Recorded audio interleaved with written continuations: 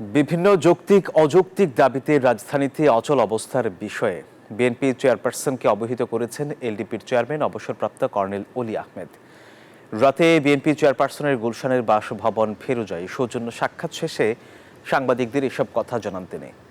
দেশ পরিচালনায় উপদেষ্টাদের আরও কঠোর হওয়ার আহ্বান জানান তিনি। তবে করিডোরের মতো গুরুত্বপূর্ণ ইস্যুতে সরকারের একার সিদ্ধান্ত নেয়ার কোনো অধিকার নেই বলেও মনে করেন এলডিপির চেয়ারম্যান। বিষয়টি গুরুত্বপূর্ণ, তাই রাজনৈতিক দলের অভিজ্ঞ নেতা ও সশস্ত্র বাহিনীর সাথে আলোচনার তাগিদ দেন অবসরপ্রাপ্ত কর্নেল অলি আহমেদ। যার যেটা ইচ্ছে সে দাবি দেওয়া নিয়ে রাস্তায় চলে আসছে। ফ্রি স্টাইলে দেশ চলছে।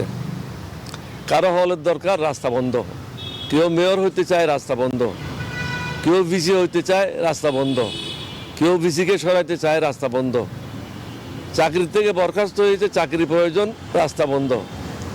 অর্থাৎ এমন কোনো কিছু নাই দাবি দেওয়া যুক্তিসঙ্গত কিনা, এগুলি কোনো ধারে কাছেও নাই।